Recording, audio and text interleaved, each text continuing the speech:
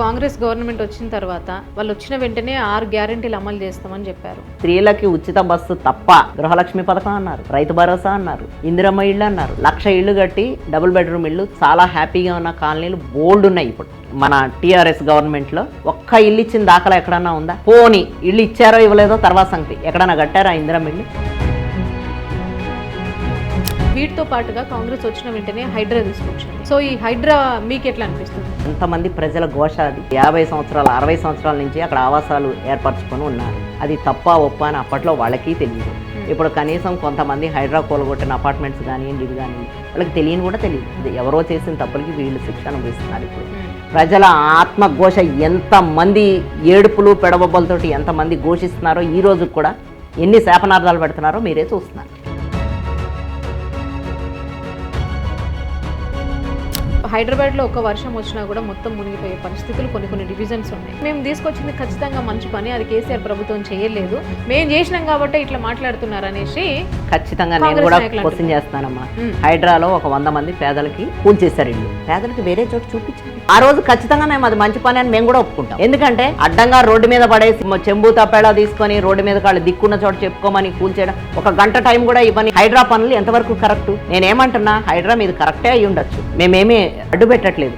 కానీ ఎవరైతే పేదల్ని రోడ్డు మీద పడేస్తారో వాళ్ళని తీసుకెళ్లి పునరావాసం కల్పించండి వాళ్ళకి. అప్పుడు మేము కూడా మీరు చేసింది చాలా మంచి పని అని ఒప్పుకుంటాం. అంటే ఇన్ని మంచి పనులు తీసుకొచ్చిన మీరు ఎందుకు థర్డ్ టైం ఓడిపోయారు? థర్డ్ టైం కూడా మీకు బీఆర్ఎస్ నుంచి టికెట్ ఇచ్చారు. సో ఎందుకు ఓడిపోయారు అని అంటే దానికి రీజన్స్ ఏంటి? ఎంత పెద్ద ఆటగాడైనా, ఎంత పెద్ద ముఖ్యమంత్రులైనా ఎప్పుడైనా ఒకసారి ఓటమి చవి చూడాల్సిందే. ప్రజలు 10 సంవత్సరాలు మా పాలన చూశారు, నేను కార్పొరేటర్గా ఉండడం చూశారు, నా సేవలు చూశారు. 10 సంవత్సరాలు నేను సేవ చేస్తానే వచ్చాను కదా, దాంట్లో ఏమన్నా నా లోపాలు ఏమన్నా కూడా కనిపించి ఉండొచ్చు. అంటే మేము విన్నది ఏంటంటే మేడం, కరోనా టైంలో మీరు చాలా కష్టపడ్డారని విన్నాము. అంటే బయటికి రావడానికి భయపడుతున్నటువంటి సిచ్యువేషన్స్లో మీరు ప్రతి ఒక్క ఓటర్ దగ్గరికి వెళ్ళి, అంటే ఎవరికి ఏ ఇబ్బంది ఉన్నా కూడా మీరు దగ్గర ఉండి చూసుకున్నారని విన్నాము. దానివల్ల మీ ఫ్యామిలీ అందరికీ కూడా కరోనా పాజిటివ్ వచ్చిందని కూడా విన్నాము. కరోనా టైంలో నేను ఒక్కరోజు కూడా ఇంట్లో లేనమ్మా. ఎప్పుడు నా పర్సనల్ డబ్బులతోటి నేను చాలా 100 మందికి కిట్లు పంచాము. ఎందుకంటే ప్రజలు అప్పట్లో బయటకు రావడానికి లేదు, ఇంటి దగ్గరకే అన్నీ అందివ్వాల్సిన పరిస్థితి. బియ్యం కానివ్వండి, పప్పులు ఉప్పులు కానివ్వండి, ఆయిల్స్ కానివ్వండి, ఏదైనా సరే ఇంటి ముందుకు పట్టుకెళ్ళి తలుపు తట్టి మరీ ఇచ్చాను ఒక్కళ్ళకి. గవర్నమెంట్ ఇచ్చిన ఏదైతే డొనేషన్స్ ఉన్నాయో, గవర్నమెంట్ ఇచ్చిన బియ్యము, పప్పులు ఉప్పులు అన్నీ వాళ్ళకి పంచగా, మళ్ళీ నా పర్సనల్ గాను తలసాని శ్రీనివాస్ యాదవ్ గారికి కొన్ని వేల మందికి ఆయన కూడా కిట్లు చేయించారు. అవి కానీ ఏ రోజు ఇంట్లో లేనమ్మా. నేను ప్రతిరోజు ఒక్కొక్క ఏరియాలో ఒక్కొక్క రోజు పెట్టుకొని ఆ బస్తీల్లో కానీ కాలనీల్లో కానీ ఎక్కడైనా సరే నేనే ఉన్నా. ప్రతి ఒక్క ఇంటిని శానిటైజ్ చేయించాము. అప్పట్లో ఎవరన్నా హాస్పిటల్లో ఉంటే కూడా వాళ్ళకి ఆక్సిజన్ దొరక్కపోయినా, వెంటిలేటర్లు దొరక్కపోయినా, ఈ మందులు దొరక్కపోయినా నేను విపరీతంగా రికమెండేషన్స్ చేయించా. మందులు తెచ్చి సకాలంలో వాళ్ళకి అందించి ప్రాణాలు నిలబెట్టడం. కానీ దీనివల్ల నాకేంటంటే, నేను పొద్దు నుంచి సాయంత్రం దాకా ఈ కరోనా వాళ్ళతో ఉండి మా ఇంట్లో 12 మందికి కరోనా వచ్చింది. అందరూ చావు బతుకులు, ఒక 3-4 చావు బతుకులు ఇప్పుడే వెళ్ళిపోయారు.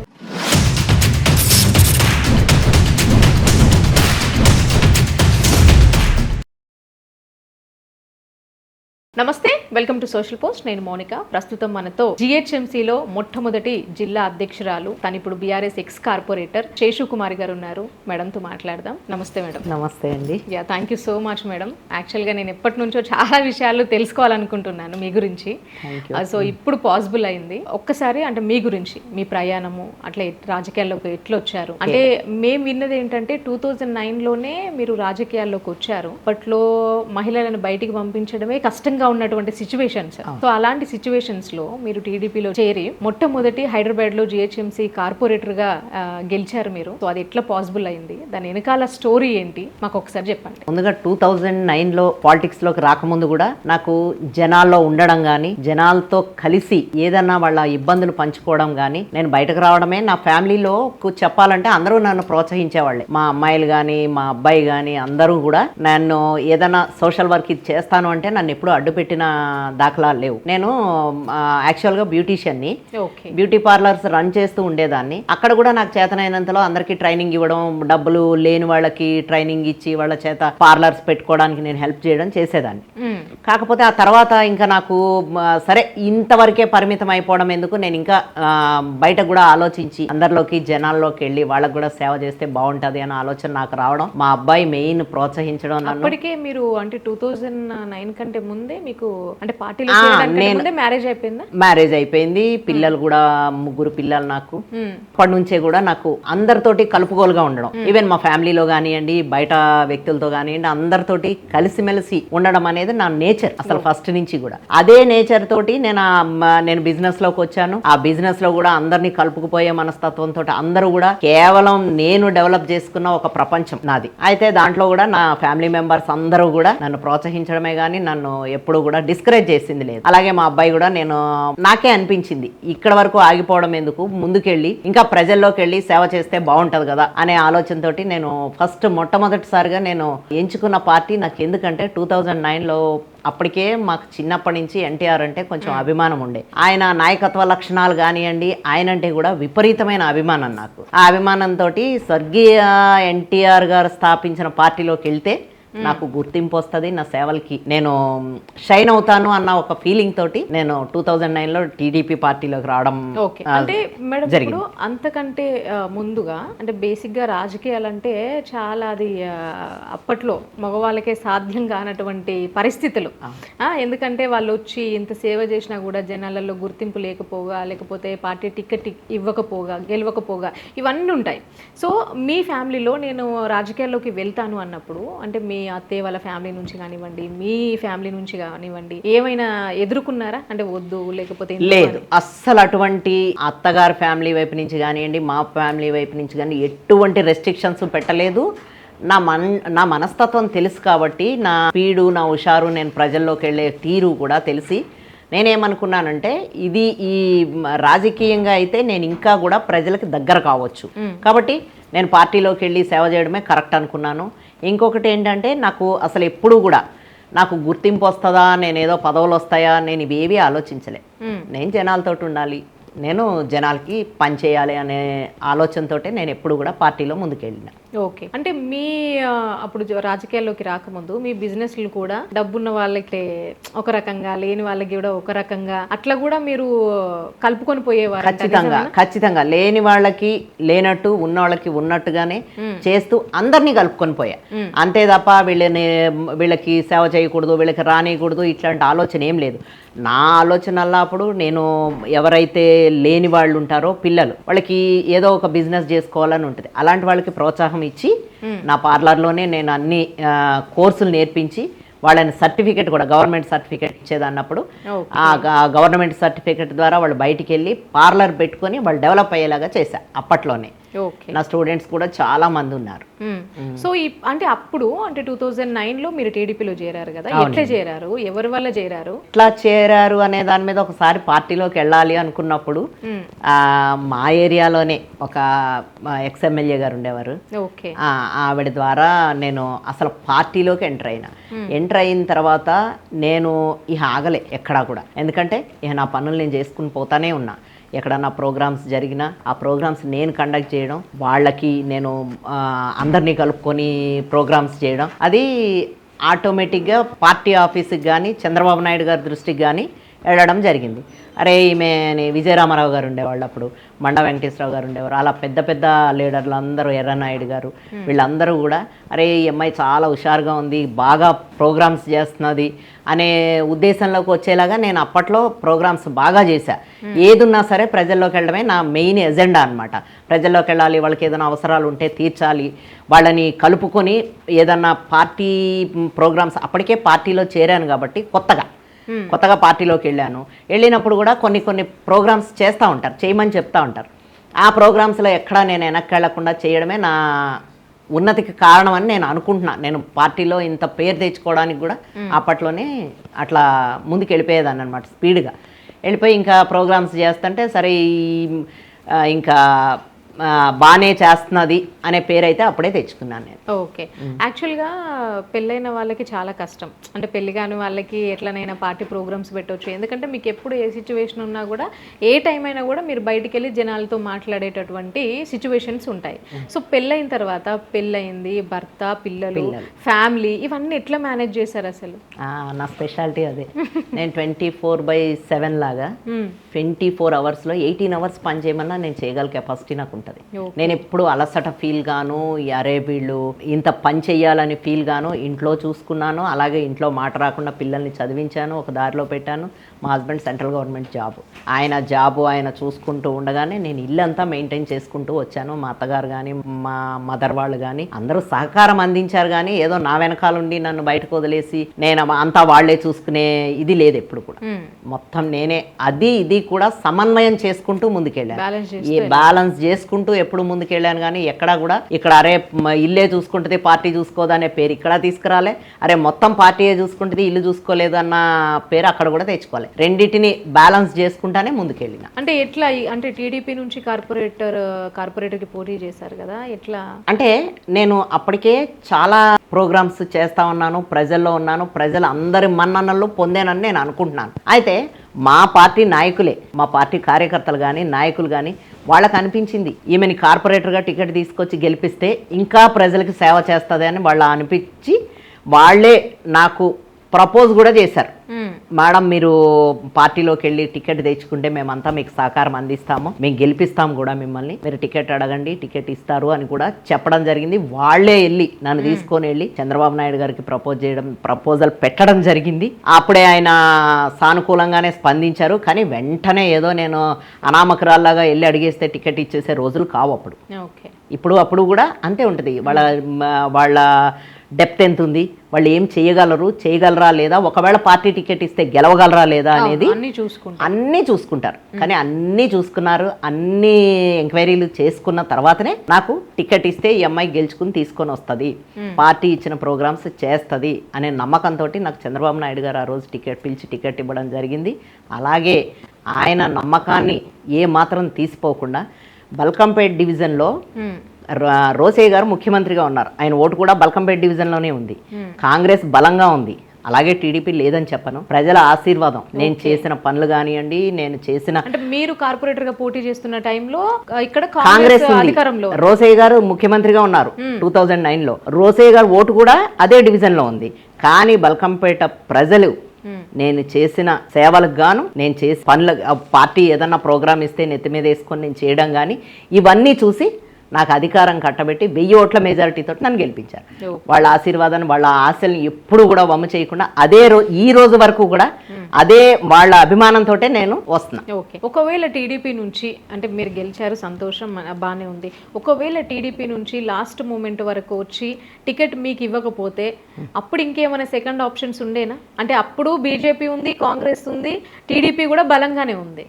మీకేమైనా ఇట్లాంటి ఆలోచనలు? నేను ఎప్పుడు కూడా పదవుల కోసమని పార్టీలోకి రాలేదు, పదవుల కోసమని ప్రజల్లోకి కూడా వెళ్ళలే. నేను ఎప్పుడు ప్రజాసేవే ముఖ్యంగా, నా పరమావధి ఏంటి ప్రజాసేవ, ప్రజలకు దగ్గరగా ఉండాలి, ఖచ్చితంగా వాళ్ళ అవసరాలు ఏమన్నా ఉంటే నా పరిధిలో నేను తీర్చగలిగి ఉండాలి అనే ఎజెండాతోటే ఎప్పుడు ముందుకెళ్ళా. కాబట్టి నాకు ఎప్పుడు కూడా నాకు టికెట్ ఇస్తారా, నేను గెలుస్తానా, నాకు పదవి ఉంటేనే ఇదే పార్టీ లేకపోతే వేరే పార్టీ అనే వ్యక్తిని కాదు నేను. నాకు రాజకీయాలు కూడా కొత్త కాదు. నేను ఎందుకంటే అప్పటికే నేను ప్రజాసేవ చేసున్నా. అందుకోసమని నాకు ఏ రోజు కూడా ఈ పార్టీ టికెట్ ఇవ్వకపోతే నేను వేరే పార్టీలోకి వెళ్ళి టికెట్ తెచ్చుకుందామని ఆలోచన చేయలేదు, నేను చెయ్యను కూడా. ఓకే. అప్పుడు అంటే మీరు గెలవక ముందు బల్కంపేట్ డివిజన్ అనేది ఎట్లుంటే, మీరు గెలిచిన తర్వాత ఏమేమి అభివృద్ధి తీసుకొచ్చారు? అంటే టీడీపీలో ఉన్నప్పుడు బల్కంపేట డివిజన్ అనేది, ఇది అభివృద్ధి అనేది నిరంతరం ఉంటుంది. రోడ్లు కానీ, డ్రైనేజీలు కానీ, ఇవన్నీ కూడా.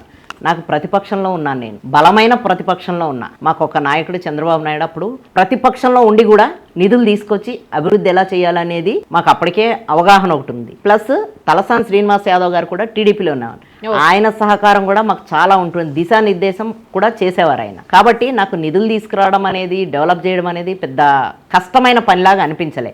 అలా అని నేను ఆఫీసర్లతోటి సమన్వయం చేసుకొని ఎప్పుడు కూడా నేను ఆఫీసర్లతో ఏదో కొట్లాడి ఇది చేద్దామనే ఆలోచన నాకు ఎప్పుడు, వాళ్ళ సమన్వయం తోటి వాళ్ళని మంచిగానే నేను తీసుకొని అభివృద్ధి చేయాలనే ఆలోచన ఉంటుండే నాకు.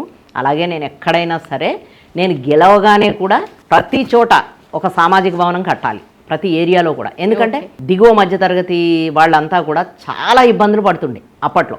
ఏంటి, ఫంక్షన్ హాల్ బుక్ చేసుకోవాలంటే వాళ్ళ స్థాయి సరిపోయేది కాదు. అలా అని ఎక్కడికి వెళ్ళలేరు. చిన్న చిన్న పుట్టినరోజులు కానీ పెళ్ళిళ్ళు కానీ ఇవేమన్నా చేసుకోవాలన్నా సరే వాళ్ళకి సరైన ప్లేస్ ఉండేది కాదు. అందుకోసం ప్రతి చోట ఒక సామాజిక భవనం కట్టించాను నేను వచ్చిన తర్వాత. నా డివిజన్ పరిధిలో, బల్కంపేట డివిజన్ పరిధిలో ఏ ఏరియాలో కమ్యూనిటీ హాల్స్ లేవు అని చూసుకొని ప్రతి ఏరియాలోనూ ఒక కమ్యూనిటీ హాల్ కట్టి ఇప్పుడు అందరూ చాలా హ్యాపీగా అది డెవలప్ చేసుకొని అదే కమ్యూనిటీ హాల్లో ఏ ఒక్క కమ్యూనిటీ హాల్ ఒక్కరోజు కూడా ఖాళీగా ఉండదు. అలాగే ఎక్కడన్నా సరే రోడ్లు కానీ డ్రైనేజీలు కానీ అప్పుడు ప్రభుత్వంతో కొట్లాడామా, సమన్వయంతో వెళ్ళామా అనేది ఇక్కడ క్వశ్చన్ కాదు, అభివృద్ధి చేశామా లేదా అనేదే క్వశ్చన్. కాబట్టి అక్కడ ప్రతి చోట ఒక సామాజిక భవనం శాంక్షన్ చేయించుకున్నాను, నేను కట్టించాను. అదే ఈరోజు అదే నా గుర్తుగా అసలు ప్రతి ఒక్కటి కూడా అది అలాగే చక్కగా ప్రోగ్రామ్స్ జరుగుతూ ఉంటాయి. అది నాకు చాలా గర్వంగా ఉంటుంది అప్పుడు చేసిన అభివృద్ధి. అప్పుడు కూడా ప్రజలకు అందుబాటులో ఉండడం మెయిన్ ఇంపార్టెంట్. ఒక లీడరు, రాజకీయ నాయకురాలు కానీ నాయకుడు కానీ ఏం చెయ్యాలి, ప్రజలకి అందుబాటులో ఉండాలి, ఫోన్ చేసినప్పుడు పలకాలి. ఆ సూత్రం మీదే నేను ఇప్పటివరకు ఉన్నాను. ఎవరన్నా ఒక కాల్ చేయగానే నేను ఇమ్మీడియట్ రెస్పాండ్ అవుతాను, స్పాట్కి వెళ్తాను, అక్కడ వాళ్ళది ఏం ప్రాబ్లం ఉందో ఆఫీసర్లతో మాట్లాడతాను, చేయిస్తాను. ఓకే, ఇప్పటికి కూడా నాకు అదే అలవాటు. ఓకే. అంటే ఇప్పుడు బీఆర్ఎస్కి ఎట్లా వచ్చారు మేడం? అప్పుడు టీఆర్ఎస్ ఉండే, టీఆర్ఎస్కి ఎట్లా వచ్చారు, ఎందుకు వచ్చారు, ఎందుకు రావాలనిపించింది మీకు టీడీపీ నుండి? అదే టీఆర్ఎస్కి రావాలంటే కేసీఆర్ గారు బలమైన నాయకత్వం. అప్పుడు సీఎంగా కేసీఆర్ గారు ఉన్నారు. ఆయన కలలు, ఆయన విజన్, కేటీఆర్ గారి విజన్, సిటీని ఎట్లా చెయ్యాలి.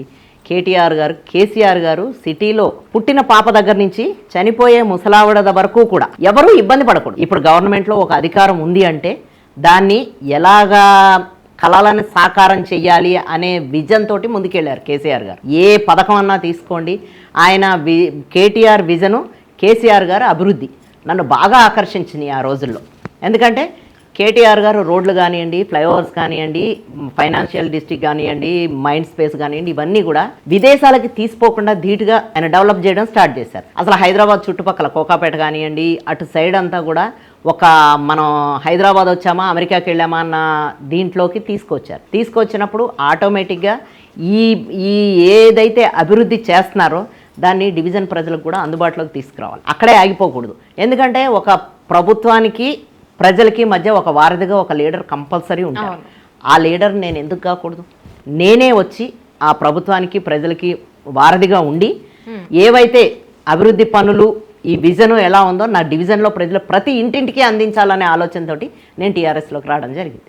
ఓకే. సో దాని తర్వాత కూడా మీకు అంటే మీరు కార్పొరేటర్గా మళ్ళీ పోటీ చేశారు కదా, అంటే ఇప్పుడు మన టీఆర్ఎస్గా ఉన్నప్పుడు కూడా టీఆర్ఎస్లోకి రాగానే మళ్ళీ 2016లో మళ్ళీ ఎలక్షన్స్ జరిగినాయి. మళ్ళీ నేను ఇదే విజన్ తోటి ఇదే స్పీడ్ తోటి వెళ్ళాను. అక్కడ మా నాయకుడు తలసాని శ్రీనివాస్ యాదవ్ గారు ఉన్నారు, కేటీఆర్ గారు గుర్తించారు, కేసీఆర్ గారు కూడా గుర్తించారు. ఎందుకంటే నేను ఒక సెటిలర్గా కూడా వచ్చి ఇన్ని అభివృద్ధి పనులు ఈ డివిజన్లో ఇంత బాగా ఇది చేస్తున్నారని నాకు మళ్ళీ రెండోసారి కూడా టికెట్ ఇచ్చారు. రెండోసారి కూడా ప్రజలు అదే అభిమానంతో నన్ను గెలిపించారు. అదే అభిమానంతో పనులు చేసుకుంటూ వచ్చాను, అదే అభివృద్ధి చేశాను. అంటే మేడం అప్పటికి కూడా ఇక్కడ బీజేపీ ఉంది, కాంగ్రెస్ ఉంది, బీఆర్ఎస్ కూడా మంచి యాక్టివ్గా ఉంది. సో ఎందుకు మీరు బీజేపీని ఎందుకు ఎన్నుకున్నారు? అంటే ఆయన మీద అభిమానం వేరు, ఆయన తీసుకొస్తున్న డెవలప్మెంట్ వేరు. బట్ మనం పార్టీలో జాయిన్ కావాలంటే చాలా చూసుకోవాలి కదా. సో అప్పటికి కాంగ్రెస్ బలంగానే ఉంది, బీజేపీ బలంగానే ఉంది, బీఆర్ఎస్ కూడా బలంగానే ఉంది. ఎందుకు బీఆర్ఎస్ఏ అనుకున్నారు మీరు?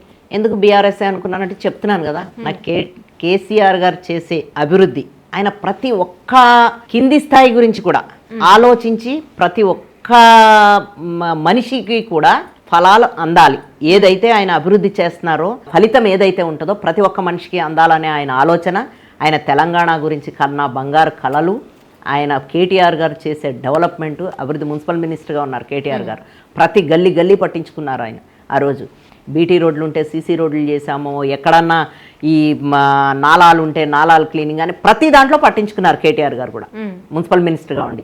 అలా కేసీఆర్ గారు చాలా పథకాలు తీసుకొచ్చారు. ఒక మిషన్ భగీరథ కానివ్వండి, ఈ కళ్యాణ లక్ష్మి, షాదీ ముబారక్, కేసీఆర్ కిట్లు కానీ ఏదైనా సరే ఆయన విజన్ అంతా నాకు చాలా బాగా నచ్చి నేను టీఆర్ఎస్లోకి వచ్చి టీఆర్ఎస్ నుంచే పోటీ చేయాలి, టీఆర్ఎస్ నుంచే ప్రతి ఒక్కరికి కూడా ఒక వారధిలాగుండి సేవ చేయాలనే ఉద్దేశంతో నేను వచ్చాను. ఓకే, అంటే 10 ఏళ్ళు టీఆర్ఎస్ అంటే బీఆర్ఎస్ అధికారంలో ఉంది. సో దాంట్లో మీరు కూడా కార్పొరేటర్గా ఉన్నారు. సో మీరు మీ డివిజన్కి ఏమేమి నిధులు తీసుకొచ్చారు, ఏమేమి డెవలప్మెంట్స్ చేశారు అక్కడ? ప్రతిపక్షంలో ఉన్నప్పుడు పోరాటం చేశా, అధికార పక్షంలో ఉన్నప్పుడు అభివృద్ధి చేశా, రెండు కూడా ప్రజల కోసమే చేశా. కాబట్టి నేను అధికార పార్టీలోకి వచ్చిన తర్వాత కూడా నేను ప్రతిపక్షంలో 7 సంవత్సరాలు అధికార పక్షంలో చేశాను, 8 సంవత్సరాలు ప్రతిపక్షంలో కూడా చేశాను. నాకు ప్రతిపక్షం కొత్త, ప్రభుత్వాలు కొత్త కాదు, ఏది కొత్త కాదు, నాకు నాయకత్వం కూడా కొత్త కాదు. కాబట్టి నేను ఏం చేశాను, నాకు ప్రభుత్వంలోకి వచ్చిన తర్వాత ఫస్ట్ అభివృద్ధి. మేము ఏది కొత్త పథకాలు వచ్చినా సరే మా తలసాని శ్రీనివాస్ యాదవ్ గారు సనత్నగర్ ఎమ్మెల్యేగా ఉన్నారు, మినిస్టర్గా ఉన్నారు. అప్పుడు మేము ఏ కొత్త పథకం వచ్చినా సరే మా కాన్స్టిట్యున్సీకి ముందు అందేలాగా మేము చూసుకున్నాం. ఎందుకంటే మేమంతా యాక్టివ్గా ఉండేటోళ్ళం, కార్పొరేటర్లు కూడా. కాబట్టి ఇక్కడ నేను ఫస్ట్ కార్పొరేటర్గా అయిన తర్వాత కనకదుర్గ టెంపుల్ నుంచి ఫతేనగర్ బ్రిడ్జ్ వరకు వైట్ ట్యాపింగ్ రోడ్ వచ్చింది, ప్లాస్టిక్ రోడ్లు వచ్చినాయి అప్పుడు, కొత్తగా ప్రవేశపెట్టారు. ఆ ప్లాస్టిక్ రోడ్ని ఫస్ట్ మా డివిజన్కి వచ్చేలాగా నేను చూసుకున్నా. అక్కడ ఎట్లా అంటే అది మనం చెప్పలేము, అది ఎంత బాగా వచ్చిందంటే అంత బాగుంది. ఆ ప్లాస్టిక్ రోడ్లు వేసాం. దాని తర్వాత ఒక కనకదుర్గ టెంపుల్స్ని డెవలప్ చేయడం కానీ, కనకదుర్గ టెంపుల్ దగ్గర కూడా చాలా డెవలప్మెంట్ చేశాము. దాని తర్వాత గవర్నమెంట్ హాస్పిటల్ ఉండే, 5 పడకల ఆసుపత్రి ఉండే గవర్నమెంట్ హాస్పిటల్. ఏ అవసరం వచ్చినా సరే వేరే సిటీలో ఇంకేదన్నా హాస్పిటల్కి పంపించి చేయించాల్సి వచ్చేది. అలాంటిది గవర్నమెంట్ హాస్పిటల్ 50 పడకల ఆసుపత్రి చేయడానికి తలసాని శ్రీనివాస్ యాదవ్ గారితో పాటు నేను కూడా అహర్నిశలు కష్టపడి అది 50 పడకల ఆసుపత్రి వచ్చి ఈ రోజు ఎంత డెవలప్ అయిందంటే చుట్టుపక్కల ఒక 15 నుంచి 20 ఊర్ల వరకు ఆ హాస్పిటల్ని ఉపయోగించుకుంటున్నారు. ప్రసూతి వార్డు ఉంది, స్పెషల్గా గర్భిణీ స్త్రీలకి అందుబాటులో ఉంటుంది. చాలా బాగా డెవలప్ అయింది గవర్నమెంట్ హాస్పిటల్. అలాగే ఎస్ఆర్ నగర్ కమ్యూనిటీ హాల్ ఒకటి మాకు heart of the division. Okay, అలాంటిది అది పాడుపడి శిథిలావస్థలో ఉంది, దాన్ని ఎవరికి యూజ్ అయ్యేది కాదు. ఎస్ఆర్ నగర్ కమ్యూనిటీ హాల్ దాన్ని 5 కోట్ల నుంచి 7 కోట్ల నిధులు శాంక్షన్ చేయించడానికి దాన్ని 90% వరకు కట్టి ఒక కళ్యాణ మండపం కట్టాము, దాంట్లో మా షాపుల సముదాయం కట్టాము, తర్వాత వాళ్ళకి కమ్యూనిటీ హాల్ కట్టాము. మళ్ళీ దాంట్లోనే చాలా పెద్దగా 4 అంతస్తులతోటి కట్టినాము. అది దాన్ని కూడా డెవలప్ చేసాం పూర్తిగా. అది హౌసింగ్ బోర్డు ల్యాండ్, దాన్ని డెవలప్ చేశాము. అలాగే పాతబడిపోయి 40 సంవత్సరాల క్రితం వేసిన ఈ రెయిన్ వాటర్ లైన్లు, మంచినీటి లైన్లు అన్నీ వేసిన తర్వాత దానిపైన సిమెంట్ రోడ్లు వేయడం, అలా ఒకటని కాదు, ప్రజలకి ఈ అభివృద్ధి అంతా కనిపిస్తూ ఉంది. అమీర్పేట ప్రజల అభివృద్ధి ఎదురుగుండా చెప్పి మరీ చేస్తున్నాం మేము. అందరికీ కనిపించే డెవలప్మెంట్ అది. ఏదో దాచుకునేది, ఏదో మేము అది చేసాం ఇది చేసామని ప్రగల్భాలు పలకడం కాదు, ఇదంతా మేము చేసి చూపించాం. ఓకే, అంటే మేము విన్నది ఏంటంటే మేడం, కరోనా టైంలో మీరు చాలా కష్టపడ్డారని విన్నాము. అంటే చాలా మంది రావడానికే భయపడుతున్నటువంటి బయటికి రావడానికి భయపడుతున్నటువంటి సిచ్యువేషన్స్లో మీరు ప్రతి ఒక్క ఓటర్ దగ్గరికి వెళ్ళి, అంటే ఎవరికి ఏ ఇబ్బంది ఉన్నా కూడా మీరు దగ్గర ఉండి చూసుకున్నారని విన్నాము. సో దానివల్ల మీకు మీ ఫ్యామిలీ అందరికీ కూడా కరోనా పాజిటివ్ వచ్చిందని కూడా విన్నాం. కరోనా టైంలో నేను ఒక్కరోజు కూడా ఇంట్లో లేనమ్మా. ఎప్పుడు నా పర్సనల్ డబ్బులతోటి నేను చాలా 100 మందికి కిట్లు పంచాము. ఎందుకంటే ప్రజలు అప్పట్లో బయటకు రావడానికి లేదు, ఇంటి దగ్గరకే అన్ని అందివ్వాల్సిన పరిస్థితి. బియ్యం కానివ్వండి, పప్పులు ఉప్పులు కానివ్వండి, ఆయిల్స్ కానివ్వండి, ఏదైనా సరే ఇంటి ముందుకు పట్టుకెళ్ళి తలుపు తట్టి మరీ ఇచ్చాను నేను ప్రతి ఒక్కరికి. గవర్నమెంట్ ఇచ్చిన ఏదైతే డొనేషన్స్ ఉన్నాయో, గవర్నమెంట్ ఇచ్చిన బియ్యము, పప్పులు ఉప్పులు అన్నీ వాళ్ళకి పంచగా, మళ్ళీ నా పర్సనల్ గాను తలసాని శ్రీనివాస్ యాదవ్ గారికి కొన్ని వేల మందికి ఆయన కూడా కిట్లు చేయించారు. అవి కానీ ఏ రోజు ఇంట్లో లేనమ్మా నేను. ప్రతిరోజు ఒక్కొక్క ఏరియాలో ఒక్కొక్క రోజు పెట్టుకొని ఆ బస్తీల్లో కానీ కాలనీల్లో కానీ ఎక్కడైనా సరే నేనే ఉన్నా. శానిటైజ్ చేయించడం కానీ ప్రతి ఒక్క ఇంటిని శానిటైజ్ చేయించాం. అప్పట్లో ఎవరన్నా హాస్పిటల్లో ఉంటే కూడా వాళ్ళకి ఆక్సిజన్ దొరక్కపోయినా, ఈ వెంటిలేటర్లు దొరక్కపోయినా, ఈ మందులు దొరక్కపోయినా నేను విపరీతంగా రికమెండేషన్స్ చేయించా. మందులు తెచ్చి సకాలంలో వాళ్ళకి అందించి ప్రాణాలు నిలబెట్టడం కానీ, ఈ ప్రజాసేవ చేయడం కానీ. దీనివల్ల నాకేంటంటే నేను పొద్దు నుంచి సాయంత్రం దాకా ఈ కరోనా వాళ్ళతో ఉండి మా ఇంట్లో 12 మందికి కరోనా వచ్చింది. అందరూ చావు బతుకులు, ఒక 3-4 చావు బతుకులు కూడా వెళ్ళిపోయారు. దేవుడి దయ వల్ల నేను చేసిన సేవ కానివ్వండి, నా ఇది కానివ్వండి, మొత్తం ఎవ్వరు కూడా ఒక్కళ్ళని కూడా లాస్ కాకుండా మళ్ళీ మా ఫ్యామిలీని మేము రక్షించుకోగలిగినాం. ఓకే. కరోనా టైంలో మాత్రం నేను చాలా ఎక్కువ ఇది చేశానని అంటే అనుకుంటున్నా. ఎందుకు మేడం అంటే చాలా మంది అంటే ఫ్యామిలీస్ భయంతో. చిన్న పిల్లలకి కూడా కోవిడ్ వచ్చిందంటే మంత్స్ బేబీస్ కూడా, సో ఎందుకు ఇంత రిస్క్ అంటే మీకు అనిపించిందా ఎందుకు ఇంత అంటే రిస్క్? ఎవరైనా నా ఫ్యామిలీ అయినా ఒకటే, నా ప్రజలైనా ఒకటే, నా డివిజన్ ప్రజలైనా ఒకటే. ఒకవేళ అదృష్టం బాగుండి నా ఫ్యామిలీ సరే ఎఫెక్ట్ అయింది, బయట వాళ్ళు కూడా నా పిల్లలతో సమానం. నా చిన్న చిన్న పిల్లలు కూడా 2 years బాబు కూడా మా ఇంట్లో 2 years పాప 2 years బాబు నా మనవాళ్ళందరికీ కూడా కరోనా వచ్చి తగ్గింది. ఎందుకంటే నేను ఆ రిస్క్ ఏమో ఒకవేళ నేను వెళ్ళినా వెళ్ళకపోయినా రావచ్చు, దానిదేముంది. అలా అని నేను ప్రజాసేవ అక్కడతో ఆపేస్తే జనాల్లో నాకేమీ ఇది ఉంటుంది, నా మనస్సాక్షి కూడా ఒప్పుకోవాలి కదా. అందుకోసం నేను ముందుకే వెళ్ళాను, అందరికీ అలా సేవ చేశాను. ఓకే. అంటే ఇన్ని మంచి పనులు తీసుకొచ్చిన మీరు ఎందుకు థర్డ్ టైం ఓడిపోయారు? థర్డ్ టైం కూడా మీకు బీఆర్ఎస్ నుంచి టికెట్ ఇచ్చారు. అవును. సో ఎందుకు ఓడిపోయారు అని అంటే దానికి రీజన్స్ ఏంటి? అంటే రీజన్ అంటే ఏం రీజన్ ఉండదమ్మా దానికి. ఎంత పెద్ద ఆటగాడైనా, ఎంత పెద్ద ముఖ్యమంత్రులైనా, ఎంత పెద్ద ప్రధానమంత్రులైనా ఎప్పుడైనా ఒకసారి ఓటమి చవి చూడాల్సిందే. ప్రజలు 10 సంవత్సరాలు మా పాలన చూశారు, నేను కార్పొరేటర్గా ఉండడం చూశారు, నా సేవలు చూశారు. ఒకసారి వేరే వాళ్ళకి కూడా అవకాశం ఇద్దామని చూసి ఉండొచ్చు. అలానే నాకు ఏదన్నా నా ప్రజలతో సమన్వయం ఏమన్నా లోపించి ఉండొచ్చు. అప్పట్లో 10 సంవత్సరాలు నేను సేవ చేస్తానే వచ్చాను కదా, దాంట్లో ఏమన్నా నా లోపాలు ఏమన్నా కూడా కనిపించి ఉండొచ్చు. అది దానికి నేను జస్టిఫై చేయలేను, కానీ ఒకసారి వేరే వాళ్ళకి కూడా ఛాన్స్ ఇస్తే ఎలా ఉంటుందో చూద్దాము అనే ఆలోచన కూడా ఉండండి. నా వరకు నాకు అదే అనిపించింది అమ్మా. ఒక 10 ఏళ్ళ పాలన చూశారు కదా, మాది కూడా బీఆర్ఎస్ చూశారు, చూశారు, నేను సేవ చేయడం చూశారు. ఒకసారి వేరే వాళ్ళకి బీజేపీకి అవకాశం ఇచ్చి చూస్తే వాళ్ళు ఇంకా ఏమన్నా ఎక్కువ చేసి చూపిస్తారేమో, ఇంకేమన్నా డెవలప్మెంట్ కోరుకున్నారేమో ప్రజలు. నేను అదే అనుకున్నాను. కానీ బీజేపీ కార్పొరేటర్గా గెలిచిన 1 సంవత్సరంలోనే మళ్ళీ ప్రతి ఒక్కళ్ళు కూడా, ప్రతి ఒక్క ప్రజల మాట నోటి నుంచి కూడా అరే శేష్ కుమార్ ఉండగా బాగుంది, ఈమె వచ్చిన తర్వాత ఎప్పుడు కనిపించట్లేదు అనే మాట తప్ప నేను వేరే మాట ఇంతవరకు వినలేదు. ఓకే. అంటే మీరు చేయలేనటువంటి కొన్ని డెవలప్మెంట్స్ కానివ్వండి, లేకుంటే ఇంకేమైనా పనులు కానివ్వండి, ఇప్పుడు మీరు అంటే దిగిపోయిన తర్వాత ఇప్పుడు బీజేపీ వచ్చింది, సో వాళ్ళు ఏమైనా చేశారా? అంటే చేశారా అంటే ఏం చేయలేకపోయారమ్మా. ఎందుకంటే నేను చెప్తున్నాను కదా, నేను ఓడిపోయినప్పుడు కూడా మా గవర్నమెంటే ఉంది. 3 ఏళ్ల గవర్నమెంట్ పాలన ఉంది మాది. ఆ 3 ఏళ్ల గవర్నమెంట్ పాలనలో ఏ రోజు కూడా నేను ఓడిపోయిన కార్పొరేటర్గా ఎక్కడా ఇంట్లో కూర్చోలే. ముందు ఎప్పుడైతే ఏ రకంగా నేను బయటకు వెళ్ళి సేవ చేసి ప్రజలకు అందుబాటులో ఉన్నానో, ప్రజల నిత్యం అవసరాలేనమ్మా ప్రజలకి, అది కంటిన్యూస్గా వస్తూనే ఉంటాయి. ఏదైనా సరే ఈవేళతో అయిపోయింది, ఈవేళ ఈ అవసరం తీరిపోయింది కదా అని ఉండదు. ఎప్పుడు డ్రైనేజీలు ఉంటాయి, రోడ్లు ఉంటాయి, నీళ్లు ఉంటాయి, కరెంట్ ఉంటుంది, శానిటేషన్ ఉంటుంది. ముఖ్యంగా ప్రజా అవసరాలు ఇవే ఉంటాయి. వాటికి ఎక్కడా కూడా లోటు రాకుండా మా గవర్నమెంట్ ఉంది. మా ఎమ్మెల్యే తలసాని, ఇప్పటికి కూడా తలసాని శ్రీనివాస్ యాదవ్ గారే ఉన్నారు. ఈ రోజు కూడా నేను ఏ రోజు ఓడిపోయిన కార్పొరేటర్గా ఎవ్వరూ నన్ను చూడలే. అది ఏదో పొరపాటున అలా అయిపోయిందమ్మా, మీరు ఎప్పుడు మా కార్పొరేటరే అని చెప్తానే ఉన్నారు ఇప్పటి వరకు కూడా. స్టిల్ ఇప్పుడు కూడా నేను అలాగే ప్రజలలోనే ఉంటాను, ప్రజలకే సేవ చేస్తాను. ఓకే. నేనేదో పదవి ఉంటేనే ప్రజాసేవ చేయడం, పదవి లేదు కాబట్టి ఇంట్లో కూర్చుంటాను, నన్ను ఓడించారు కాబట్టి మీకు నేనేమి చెయ్యను అనే ఆలోచన ఏ రోజు నేను పెట్టుకోలేదు. ఇప్పటికి 5.5 సంవత్సరాలు 6 సంవత్సరాలు అవుతుంది, 5.5 సంవత్సరాలు అయింది. 5.5 సంవత్సరాలని ప్రతిరోజు నేను ప్రజల్లోనే ఉన్నా.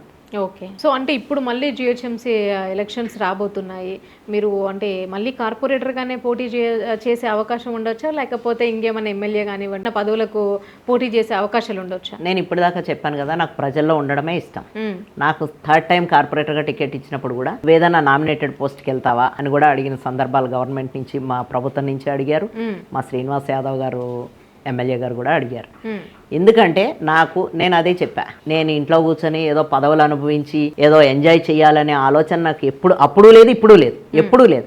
నేను ప్రజల్లోనే ఉంటా. నాకు మళ్ళీ కార్పొరేటర్గా టికెట్ ఇస్తే నేను మళ్ళీ నేనేంటో నిరూపించుకుని నేను మళ్ళీ ప్రజల్లోనే ఉంటా, ప్రజలతోనే ఉంటా. అదే నా ఎజెండా. ఓకే. అంటే ఇప్పుడు స్టిల్ కూడా ఇప్పుడు మళ్ళీ పార్టీ కార్యక్రమాలు కానివ్వండి, డివిజన్స్ ప్రాబ్లమ్స్ కానివ్వండి వెళ్తున్నారా? అన్నీ నాతోటే ఉన్నాయి. ఎవ్రీ డే మార్నింగ్ 9 అయిందంటే వస్తూనే ఉంటాయి కాల్స్. నాకు ఇక్కడ నీళ్లు రాలేదని వస్తాయి, ఇక్కడ రోడ్డు బాగాలేదని వస్తాయి, ఇక్కడ ఓడ్చలేదని వస్తాయి, ఇక్కడ ఇంకేదో ప్రాబ్లమ్స్ వస్తాయి. ప్రతిరోజు ప్రజలు నాతోనే ఉన్నారు, నేను ప్రజలతోటే ఉన్నా. నా డివిజన్ ప్రజల వరకు నేను ఆ బారితో ఎప్పుడు కూడా నేను కార్పొరేటర్ని కాదు, నేను పక్కకుండాలి అని నేను అనుకోలేదు, వాళ్ళు నన్ను పక్కకుంచాలని ఎప్పుడు అనుకోలేదు. ఓకే. అంటే ఒక్క పెద్ద వర్షం పడినా కూడా హైదరాబాద్ అంతా కూడా అల్లకల్లోలమయ్యే పరిస్థితులు చూస్తున్నాం మనం. సో మీ డివిజన్కి వచ్చేసరికి అలాంటి ప్రాబ్లమ్స్ ఏమైనా ఉన్నాయా? అంటే అంటే తాగునీటి సమస్యలు కానివ్వండి, డ్రైనేజ్ సమస్యలు కానివ్వండి, కానివ్వండి, ఇంకా ఏవైనా ఇతర? ఇప్పుడు చూస్తూనే ఉన్నారు కదా, 10 సంవత్సరాల్లో ఏ రోజు కూడా ఒక్క నిమిషం కరెంటు పోకపోతే అది ఒక పెద్ద టాపిక్ అయింది. కరెంటు పోతే టాపిక్ అప్పుడు 10 సంవత్సరాలు బీఆర్ఎస్ ప్రభుత్వం ఉన్నప్పుడు. కరెంట్ ఎప్పుడన్నా పోతే అది మ్యాటర్, ఇప్పుడు కరెంటు ఉంటే మ్యాటర్. నీళ్లు ఎప్పుడన్నా ఒక్క రోజు రాకపోతే, ఒక ఏరియాకు రాకపోతే ఒక 4 ట్యాంకర్లు పంపించే ఇది ఉండేది అప్పుడు. ఇప్పుడు మాకు అసలు ట్యాంకర్లే పంపించము నీళ్లు రాకపోతే అని ఈవేళ చూస్తున్నారు మీరు. నీటి ఇబ్బంది గురించి సిటీ అంతా మొత్తం బయటకు వచ్చేసింది. ఇలాంటి ప్రాబ్లమ్స్ చాలా ఉత్పన్నమైనవి ఇప్పుడు ఈ 3 సంవత్సరాల్లోనూ. దాన్ని ఎట్లా సరిదిద్దాలి అనేది ఖచ్చితంగా గవర్నమెంట్ పట్టించుకోవాలి. మున్సిపల్ మినిస్టర్ గారు మన రేవంత్ రెడ్డి గారే ఉన్నారు, ఆయన ఆ శాఖ కూడా ఆయన చేతుల్లోనే ఉంది. ఆయన మొత్తం ముందుగానే రివ్యూ మీటింగ్లు పెట్టాలి. ఒక 2 months ముందు నీటి ఎద్దడి ఎలా రాకుండా ఉండాలి అనేది కేటీఆర్ గారు ఉన్నప్పుడు, బీఆర్ఎస్ గవర్నమెంట్ ఉన్నప్పుడు ఖచ్చితంగా చూశారు. నీటి ఎద్దడి కానీ కరెంట్ ఎద్దడి కానీ ప్రజల కనీస అవసరాలు అవే కదమ్మా. ఎప్పుడు ప్రజలకి నిత్యం అవసరాలు ఉంటానే ఉంటాయి. గవర్నమెంట్ చూస్తూనే ఉండాలి, ప్రభుత్వాలు పట్టించుకుంటానే ఉండాలి. ఎవరైనా సరే ఇప్పుడు మాకు ఓటేస్తే మేము ఏదో చేస్తాము అనేది కాకుండా, మీరు ఇప్పుడు ఉన్నారు కదా, మీరు ఏం చేస్తారో చేసి చూపించండి. మేము అదే అడుగుతున్నాం. శానిటేషన్ కానీ ఈ నీళ్లు కానీ ఇది కానీ గవర్నమెంట్ ఖచ్చితంగా పట్టించుకొని రివ్యూ మీటింగ్లు పెట్టి వాళ్ళకి ఇవ్వాలి. అది మేము ఇప్పటికీ కూడా మా వాదన కూడా అదే. మీరు చెయ్యండి, మీకు గవర్నమెంట్ వచ్చి 3 సంవత్సరాలు అయింది, ఏం చేస్తున్నారు, ఏం చేయట్లేదు అనేది మీరు చూసుకోండి, రివ్యూ చేసుకోండి. ఓకే, అంటే నేను ఇప్పుడు ఒకటి అడుగుతాను. అంటే ఏంటంటే 10 ఏండ్ల బీఆర్ఎస్ పాలనలో ఇప్పుడు కేసీఆర్ గారు తీసుకొచ్చిన మిషన్ భగీరథ కానివ్వండి, కళ్యాణ లక్ష్మి కానివ్వండి, డబుల్ బెడ్రూమ్ ఇండ్లు కానివ్వండి, ఈ వాళ్ళు తీసుకొచ్చినటువంటి పథకాలు ఎంతవరకు మీ డివిజన్లో అందాయి? సో వాటిని ముందట పెట్టుకొని ఇప్పుడు మళ్ళీ జిహెచ్ఎంస్కి వెళ్తారా, లేకపోతే మీ విజన్తోనే మీరు వెళ్తారా? ఇప్పుడు ఏదైనా సరే, ఏ గవర్నమెంట్ అయినా సరే, మేమైనా సరే గవర్నమెంట్కి ప్రతినిధులం. మేము గవర్నమెంట్లో ఉన్నాం కాబట్టి వారధి మేమే చెప్పాలి. మేము ఈ మిషన్ భగీరథ తీసుకొచ్చినప్పుడు ప్రతి ఒక్కరికి కూడా ఒక్కరోజు కూడా నీటి ఇబ్బంది లేకుండా చూసినాం. ఎండాకాలం కానివ్వండి, వర్షాకాలం కానివ్వండి. మేము గవర్నమెంట్లో ఉండగా బోర్డులు పట్టుకొని, ప్లకార్డులు పట్టుకొని ఇంటింటికి తిరిగి ఇంకుడు గుంతలు చేయించాం. ప్రతి అపార్ట్మెంట్కి కానివ్వండి, ప్రతి ఏరియాలో కానివ్వండి, ప్రతి కాలనీలు కానివ్వండి, అన్నిటిలోనూ ఇంకుడు గుంతలు చేసాం. ఎక్కడన్నా సరే ఏదైనా సరే ఈ హాస్టల్ సముదాయాలు ఉన్నాయి కదా, అక్కడ డీసిల్టింగ్ ఈ గుంతలు చేయించాం. డీసిల్టింగ్ ఇవి అయితే ప్రతి చోట కూడా మేము ఈ నీటి ఎద్దడి రాకుండా ముందే చూసుకున్నాం. ఇప్పుడు మిషన్ భగీరథలో ఈ ప్రతి ఇంటికి నీరందేలాగా చూశారు. అలాగే కళ్యాణ లక్ష్మి, షాదీ ముబారక్ ఉంది. ఒక ఇంట్లో ఒక ఆడపిల్లకి పెళ్లి చెయ్యాలి అంటే ఒక యజమానికి ఎంత కష్టమవుతుంది. అలాంటిది కష్టపడి అప్పులు చేయకుండా పెళ్లి చేసిన వాళ్ళు ఎక్కడా ఉండరు. ఒక మధ్య తరగతి, దిగువ మధ్య తరగతి, అలాంటి వాళ్ళందరికీ కూడా 1,16,000 ఇచ్చి కళ్యాణ లక్ష్మి, షాదీ ముబారక్ చేశారు. అది తర్వాత ఈ ఎవరైనా పిల్లలు సరే పెళ్ళి అయింది, కళ్యాణ లక్ష్మి, షాదీ ముబారక్ తీసుకున్న తర్వాత పిల్లలు పుడితే హాస్పిటల్లో ఎంత కేరింగ్ అంటే ప్రతి ఒక్క గర్భిణీ స్త్రీకి ఒక ఆశా వర్కర్, ఆమె ఆరోగ్యాన్ని సంరక్షించడానికి కానీ, ఆమెకి ఒక క్వాలిటీ ఫుడ్ ఇవ్వడానికి, ఈ అంగన్వాడీల ద్వారా గుడ్లు కానీ ఫుడ్ కానీ అందించడానికి, వాళ్ళని డెలివరీ టైంలో నిత్యం కాపలా కాసి తీసుకొని డెలివరీ అయ్యేదాకా చూసి పుట్టిన బిడ్డకి ఆడపిల్ల పుడితే 13,000, మగపిల్లాడు పుడితే 12,000 అందించాం. అలాగే కేసీఆర్ కిట్ 3 నెలలకు సరిపడా సబ్బులు కానివ్వండి, ఆయిల్స్ కానివ్వండి, ఆ కేసీఆర్ కిట్లో ఎంత హ్యాపీగా ఉండేదనుకుంటున్నారు. ఇంత పెద్ద కేసీఆర్ కిట్ ఇచ్చి వాళ్ళని ఆదుకునేవాళ్ళం. అవన్నీ ఈరోజు ఎందుకు కుంటుపడినాయి, ఎందుకు రావట్లేదు? ప్రతి ఒక్కళ్ళకి గాలికి వదిలేశారు ఆ పథకాలన్నీ. ఇలాగే ఈ డెవలప్మెంట్లు అన్నీ కూడా ఈ టీఆర్ఎస్ ప్రభుత్వంలో జరిగినాయి. ఇప్పుడు మేము చేసిన అభివృద్ధి మాత్రమే చూపిస్తున్నాం. మేమేమి అది చేసాం ఇది చేసామని చెప్పట్లేదు. మీరు కూడా చెప్పండి, 3 సంవత్సరాల నుంచి మీరు ఏం చేశారు? అల్లాడిపోతున్నారు జనాలు నీళ్ళకి. సిటీ అంతా బయటకు వచ్చి రోడ్ల మీద ఉంది. అది మీరు సమన్వయం చేయలేకపోతున్నారు. ఇది ఇప్పుడు ఏది కూడా ఇక్కడ జరగట్లేదు, శానిటేషన్ జరగట్లేదు. దోమల మందు ప్రతి వారంలో ఒక ఏరియాకి మొత్తం అన్ని ఏరియాలు క్లియర్ చేసేలాగా దోమల మందుని పంపించేవాళ్ళం. అంతెందుకమ్మా, ఇప్పుడు మేము ఏదైతే డెవలప్మెంట్ చేశామో దాన్ని సగంలో ఆపేసి కమ్యూనిటీ హాలు ఇప్పుడు 5 నుంచి 7 కోట్లు కమ్యూనిటీ హాల్ పెట్టి కట్టించాం. SR Nagar community hall. దాన్ని అక్కడతో ఆపేసి దాన్ని సేలుకు పెట్టిన గవర్నమెంట్ ఇది. ఇప్పుడు సేలుకు పెట్టి దాన్ని ఏదో అన్యులకి అంటగట్టేసి, అది డివిజన్ ప్రాపర్టీ అమ్మా, ప్రజల ప్రాపర్టీ. దాన్ని కూడా సేల్ చేసి ఎవరికో అన్యాక్రాంతం చేసి దాన్ని ఒక బిజినెస్ సెంటర్ చేద్దామని ఆలోచన ఉంది చూడు, అది చాలా దారుణం. ప్రజలు ఇవన్నీ చూస్తున్నారు, ఎవరు చేసిన డెవలప్మెంట్ ఏంటి, ఎవరు ఇది చేశారేంటి. ఇప్పుడు చూడు, మేము మా గవర్నమెంట్ ఎండ్ అయ్యేటప్పటికి 50 కోట్లతో డెవలప్మెంట్ వర్క్లన్నీ శాంక్షన్ చేయించారు తలసాని శ్రీనివాస్ యాదవ్ గారు గవర్నమెంట్ నుంచి. అవన్నీ కూడా ఇప్పుడు అన్ని టెండర్లు కూడా క్యాన్సిల్ చేశారు. గాయత్రి నగర్ నాలా ఉంది, అది ఒకవేళ వర్షం వస్తే అది ఒక పెద్ద చెరువులాగా అయిపోతుంది. దాన్ని ఇప్పుడు శ్రీనివాస్ యాదవ్ గారు అవి మొత్తం ఆ నాళాలన్నీ క్లీన్ చేయించి కొత్త నాళాలు పునర్నిర్మించడానికి ఇవి శాంక్షన్ చేయించారు. అవన్నీ ఆగిపోయినాయి. ఇప్పుడు చాలా ఎంత స్లో అయిపోయిందంటే లాస్ట్ ఇయర్ ఇప్పుడు 3 సంవత్సరాల నుంచి జరుగుతున్న పనులు కూడా ఈ సంవత్సరానికి కూడా ఇంకా కంప్లీట్ చేయనట్లేదు. ఎందుకని అవి అసలు ప్రజల డెవలప్మెంట్ని ఎందుకు ఆపేయాలి? అది ప్రజలకే కదా చెందాలి. మీరు కూడా అదే ఎజెండాతో కదా మీరు ఇప్పుడు మాకు ఓటేయండి, మమ్మల్ని గెలిపించండి అని వస్తారు. నేను గవర్నమెంట్లో ఉంటేనే, నేను కార్పొరేటర్గా గెలిస్తేనే నేను మీకు ప్రజలకు సేవ చేస్తాను అనే దృక్పథం ఎక్కడా ఉండకూడదమ్మా. నేనేమంటున్నాను, మనం ఉన్నామా, ప్రజలకు మనం ఏం చేయగలమో చెయ్యాలి, అంతే తప్ప ఏదో మాకు ఓటేస్తేనే, మమ్మల్ని గెలిపిస్తేనే మేము పనిచేస్తామా అనే ఆలోచన అది చాలా తప్పు ఆలోచన అని నా అభిప్రాయం. ఓకే, సో ఇప్పుడు అంటే మీ దృష్టికి ఏమేమి సమస్యలు తీసుకొస్తున్నారు మెయిన్ అక్కడ మీ డివిజన్? ఇప్పుడు వచ్చేది ఆ గాయత్రి నగర్ నాలా చెప్పాను కదా, ఆ నాలా ఇంకా కూడా కంప్లీట్ కాలే. దాన్ని రోజు మేము మున్సిపల్ అధికారులు వెంటబడతాము, ఫోన్లు చేయిస్తాము, మా ఎమ్మెల్యే గారితో ఫోన్లు చేపిస్తాము. దాన్ని కంప్లీట్ చేయాలి ఇమ్మీడియట్. ఈ ఎస్ఆర్ నగర్ కమ్యూనిటీ హాల్ ఏదైతే ఉందో మిగిలిన పనులు చేయించి ప్రజలకు అందుబాటులోకి తీసుకురావాలి. అది కూడా మధ్యతరగతి, దిగువ మధ్యతరగతి వాళ్ళందరూ ఫంక్షన్స్ చేసుకోవడానికి కానీ ఏదన్నా వాడుకోవడానికి కానీ ఉపయోగపడేలాగా తీసుకురావాలి. కాలనీ వాళ్ళు మీటింగ్స్ పెట్టుకోవడానికి కానీ తీసుకురావాలి. అలాగే ఏ రోడ్డు మీద కూడా ఏ పని కూడా శానిటేషన్ అవ్వట్లేదు, అదంతా చేయించాలి. ఆ శానిటేషన్ అంతా చేయించాలి. తర్వాత ఇంకా మెయిన్ తాగునీటి సమస్యమా, దాన్ని ఎట్లా ఇది చేయాలో తెలియట్లేదు. మేము కూడా 10 రోజుల క్రితం ఒక ధర్నా చేశాము, 2 రోజుల క్రితం మళ్ళీ ఒక ధర్నా చేశాము. మేము ధర్నా చేయడం అనే కాదు, నిన్న సీజీఎం డైరెక్టర్ని కలిసి మాకు నీళ్లు ఇస్తారా ఇయ్యరా ఇది కూడా అడిగాము. మీరు అసలు చేయగలుగుతారా చేయలేరా, అయినా కానీ మళ్ళీ నిన్న నీళ్లు రానేలేదు. అలాగా ఎవరైనా సరే ఏదైనా సరే ప్రశ్నించి దాన్ని సాధించే ఇది ఉండాలి, తీసుకురావాలి, ప్రజలకు అందుబాటులోకి తీసుకురావాలి. ఏదైనా ఒక పని ఉందంటే ఇప్పటికి కూడా ఇదే సమస్యల మీద నాకు ఫోన్లు వస్తూ ఉంటాయి. డ్రైనేజ్ నిండిపోయింది, అది పట్టించుకోరు. దాన్ని బాగు చేయించడం, డ్రైనేజ్ని బాగు చేయించడం, చెత్త ఎత్తించడం, ఇవే మెయిన్. నీళ్లు రావడం, కరెంటు పోతే ఇంతకుముందు నిమిషం కూడా కరెంటు పోదని ఛాలెంజ్ చేశారు మా కేసీఆర్ గారు. ఇప్పుడు ఎక్కడమ్మా, పొద్దున కరెంటు పోతే సాయంత్రం దాకా కనీసం అధికారులు ఫోన్లు కూడా ఎత్తట్లే. అది గవర్నమెంట్ పనితీరు. సో కాంగ్రెస్ గవర్నమెంట్ వచ్చిన తర్వాత వాళ్ళు వచ్చిన వెంటనే 6 గ్యారెంటీలు అమలు చేస్తామని చెప్పారు. సో అవన్నీ అమలు చేశారా? మీరేమనుకుంటున్నారు? ఎక్కడ అమలు చేశారమ్మా? ఏది అసలు ఒక్క గ్యారంటీ కూడా. ఆ ఉచిత బస్సు, స్త్రీలకి ఉచిత బస్సు తప్ప, గృహలక్ష్మి పథకం అన్నారు, రైతు భరోసా అన్నారు, ఇందిరమ్మ ఇళ్ళు అన్నారు, 1,00,000 ఇళ్ళు కట్టి డబుల్ బెడ్రూమ్ ఇళ్ళు చాలా హ్యాపీగా ఉన్న కాలనీలు బోల్డ్ ఉన్నాయి. ఇప్పుడు మన టీఆర్ఎస్ గవర్నమెంట్లో ఒక్క ఇల్లు ఇచ్చిన దాఖలా ఎక్కడన్నా ఉందా? పోనీ ఇల్లు ఇచ్చారో ఇవ్వలేదో తర్వాత సంగతి. ఎక్కడన్నా కట్టారా ఇందిరమ్మ ఇళ్ళు? ఎక్కడన్నా కట్టిన దాఖలాలు ఉన్నాయా, ఇచ్చిన దాఖలాలు ఉన్నాయి? ఇప్పుడు ఎన్ని వేల మంది డబుల్ బెడ్రూమ్ ఇళ్లలో ఉన్నారో మీరే చూడండి. వాళ్ళంతా ఎంత హ్యాపీ. మేము చూపిస్తాం, మాకు కూడా వస్తే తలసాని శ్రీనివాస్ యాదవ్ గారు అదే సవాల్ చేశారు, మీరు రండి మేము చూపిస్తాం ఎన్ని డబుల్ బెడ్రూమ్ ఇల్లు కట్టి ఎన్ని ఇచ్చామో అని. ఒక్క ఇందిరమ్మ ఇల్లు ఇంతవరకు ఇవ్వలేదు, ఇంతవరకు ఒక్క హామీ కూడా నెరవేర్చలే. 6 గ్యారంటీలు అంటారా?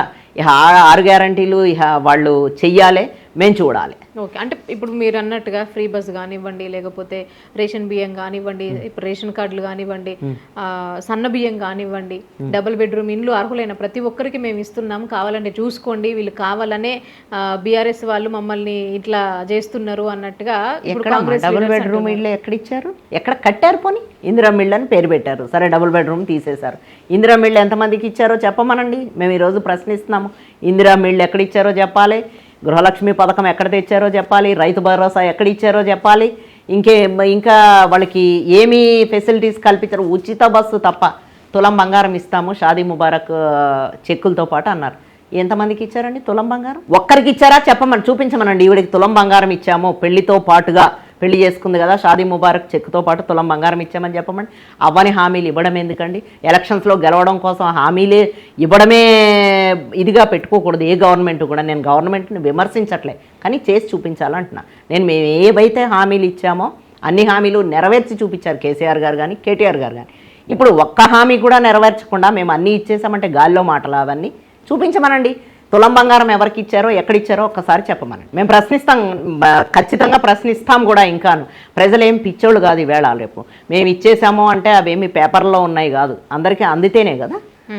ఎవరికైనా సరే ఈ పథకాలు ఏవైతే చెప్పారో అవన్నీ అందినప్పుడే కదా వాళ్ళు కూడా ఓకే మాకు ఇచ్చారు మీరెందుకు ఇది చేస్తున్నారని చెప్పడానికి. ఎక్కడా కూడా ఏది కూడా అందలే ఎవరికి కూడా. ఓకే, అంటే ఇది వీటితో పాటుగా కాంగ్రెస్ వచ్చిన వెంటనే హైడ్రా తీసుకొచ్చింది. సో ఈ హైడ్రా మీకు ఎట్లా అనిపిస్తుంది? హైడ్రా ఎంతమందికి ఏమనిపిస్తున్నది అంటే ఏం చెప్తామమ్మా, ఎంతమంది ప్రజల ఘోష అది. కొన్ని 40 సంవత్సరాలు 50 సంవత్సరాలు 60 సంవత్సరాల నుంచి అక్కడ ఆవాసాలు ఏర్పరచుకొని ఉన్నారు. అది తప్ప ఒప్ప అని అప్పట్లో వాళ్ళకి తెలియదు. ఇప్పుడు కనీసం కొంతమంది హైడ్రా కూలగొట్టిన అపార్ట్మెంట్స్ కానివ్వండి ఇవి కానివ్వండి వాళ్ళకి తెలియని కూడా తెలియదు అది హైడ్రా స్థలం అని. కానీ ఆ చెరువులో ఎవరో చేసిన తప్పులకి వీళ్ళు శిక్ష అనుభవిస్తున్నారు ఇప్పుడు. అది హైడ్రా ఎంతవరకు కరెక్ట్? పోనీ హైడ్రా చేశారు, మీరు అన్నీ చేశారు, ఎవరికైనా అందుబాటులోకి తీసుకొచ్చారా? పార్కులు కానీ ఇంకేమన్నా చేసి వాళ్ళకి ఏమన్నా ప్రజల్లోకి అందుబాటులోకి తీసుకొచ్చారా? ప్రజల ఆత్మఘోష ఎంతమంది ఏడుపులు పెడబొబ్బలతోటి ఎంతమంది ఘోషిస్తున్నారో ఈ రోజు కూడా ఎన్ని శాపనార్థాలు పెడుతున్నారో మీరే చూస్తున్నారు. ఇప్పుడు ఈ హైడ్రా అనేది మంచి పని కాదంటారా? అంటే ఇప్పుడు హైదరాబాద్లో ఒక వర్షం వచ్చినా కూడా మొత్తం మునిగిపోయే పరిస్థితులు కొన్ని డివిజన్స్ ఉన్నాయి. సో వాళ్ళు మేము తీసుకొచ్చింది ఖచ్చితంగా మంచి పని, అది కేసీఆర్ ప్రభుత్వం చేయలేదు, మేము చేసినాం కాబట్టి ఇట్లా మాట్లాడుతున్నారు అనేసి ఖచ్చితంగా నేను కూడా క్వశ్చన్ చేస్తున్నానమ్మా. హైడ్రాలో ఒక 100 మంది పేదలకి కూల్చేశారు ఇళ్ళు. పేదలకి వేరే చోట చూపించండి. ఆ రోజు ఖచ్చితంగా మేము అది మంచి పని అని మేము కూడా ఒప్పుకుంటాం. ఎందుకంటే అడ్డంగా రోడ్డు మీద పడేసి వాళ్ళు చెంబు తప్పేళ తీసుకొని రోడ్డు మీద వాళ్ళు దిక్కున్న చోట చెప్పుకోమని కూల్చేయడం, 1 గంట టైం కూడా ఇవ్వని హైడ్రా పనులు ఎంతవరకు కరెక్టు? నేనేమంటున్నా, హైడ్రా మీద కరెక్టే అయి ఉండొచ్చు, మేమేమీ అడ్డు పెట్టట్లేదు. కానీ ఎవరైతే పేదల్ని రోడ్డు మీద పడేశారో వాళ్ళని తీసుకెళ్ళి పునరావాసం కల్పించండి వాళ్ళకి. అప్పుడు మేము కూడా మీరు చేసింది బెస్ట్, చాలా మంచి పని అని ఒప్పుకుంటాం. కానీ ఎక్కడా కూడా ఎవరికి కూడా ఒక ఇల్లు ఇచ్చింది లేదు. కనీసం ఏ అయితే ఇందిరమ్మ ఇళ్ళు కడుతున్నారో ఆ ఇళ్ళు పాపం హైడ్రాలో కూల్చేసిన వాళ్ళకి ఇవ్వండి, మేము కూడా హర్షిస్తాం, మేము కూడా మిమ్మల్ని పొగుడతాం. ఓకే, కాంగ్రెస్ అంటేనే అభివృద్ధి అంటేనే కాంగ్రెస్ అని కూడా అంటున్నారు. సో నెక్స్ట్ వచ్చే గవర్నమెంట్ కూడా మాదే అని ఖచ్చితంగా ధీమాగా చెప్తున్నారు. చూపించమనండి అభివృద్ధి ఎక్కడ. ఇది మేము చెప్తున్నాం, మిషన్ భగీరథ తెచ్చాము, ఈ కళ్యాణ లక్ష్మి తెచ్చాము, షాదీ ముబారక్ తెచ్చాము. ఇంకొకటి కూడా నేను చెప్పగలుగుతా, సీఎం రిలీఫ్ ఫండ్లు అయితే కనీసం 1 నెల అయిన తర్వాత 2వ నెల 3వ నెలలోనే సీఎం రిలీఫ్ ఫండ్ ఎవరికన్నా వచ్చేలాగా చేసేవాళ్ళం మేము. ఎందుకంటే పేదవాళ్ళు వాళ్ళు డబ్బులు పెట్టుకుంటారు, వైద్యం చేయించుకుంటారు, వాళ్ళకి ఇమ్మీడియట్ మేము ఆలంబన కల్పించాలని సీఎం రిలీఫ్ ఫండ్. ఇప్పుడు 6 నెలలు అయినా రావట్లేదు, సంవత్సరం అయినా రావట్లేదు. దేని మీద కూడా వాళ్ళకి ఒక నిబద్ధత అనేది లేదు. లేకుండా ఏదోలే ప్రజలే కదా ఎట్లా పోతే మాకెందుకు అన్నట్టు ఉన్నారు. కనీసం ఎల్ఓసీలు అంటే కొన్ని వేల లక్షల ఎల్ఓసీలు తీసుకొచ్చాం మేము. ఎల్ఓసీ అంటే లెటర్ ఆఫ్ క్రెడిట్. ముందు హాస్పిటల్లో జాయిన్ అయిపోవాలి, తర్వాత వాళ్ళు గవర్నమెంట్ నుంచి డబ్బులు తీసుకోవాలి. అవి కూడా చేశాం, 100 చేశారు తలసాని శ్రీనివాస్ యాదవ్ గారు. గవర్నమెంట్ నుంచి సౌకర్యం ఉంది కాబట్టి ఎక్కడా కూడా ఈరోజు ఎల్ఓసీలు రావట్లేదు. ఆ సీఎం రిలీఫ్ ఫండ్లు కూడా 6 నెలల తర్వాత కూడా రావట్లేదు.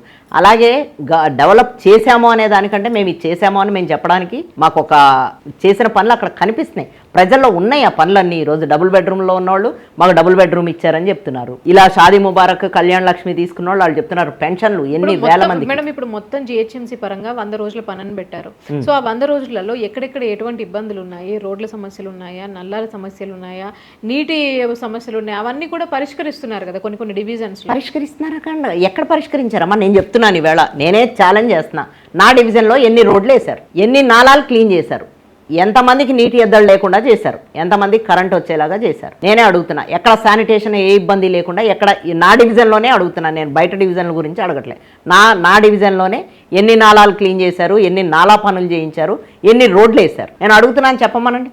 ఒక్క రోడ్డు కూడా ఎక్కడా కూడా ఒక రోడ్డు మొదలు పెట్టలే, ఒక నాలా పనులు చేయించలే, ఏది కూడా ఇంతవరకు మొదలైన దాఖలాలు కూడా లేవు. సో అంటే మీ డివిజన్కి వచ్చేసరికి అక్కడ యువత కోసం ఇంకేమన్నా, అంటే ఇప్పుడు జరుగుతున్నటువంటి సిచ్యువేషన్స్ కొన్ని మీ దృష్టిలో పెట్టుకొని మహిళల గురించి ఇంకేమన్నా భద్రతా చర్యలు తీసుకుంటే బాగుంటుందని మీరు అనుకుంటున్నారా? కేసీఆర్ గారి పాలనలో షీ టీమ్స్ తీసుకొచ్చారు. అలాగే వీళ్ళకి ఎక్కడన్నా ఏదన్నా పోలీస్ వ్యవస్థని గట్టిగా చేశారు.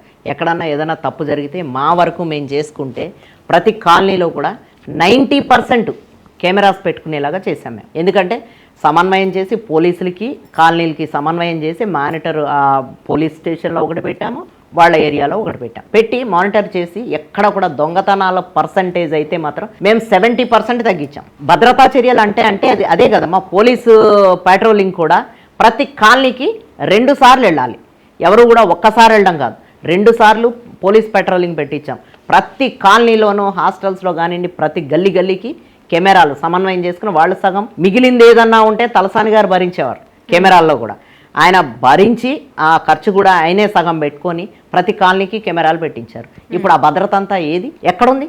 పోలీస్ స్టేషన్లో కానివ్వండి ఈ షీ టీమ్స్లో కానివ్వండి ఎక్కడా కూడా పట్టించుకోవడం మానేశారు.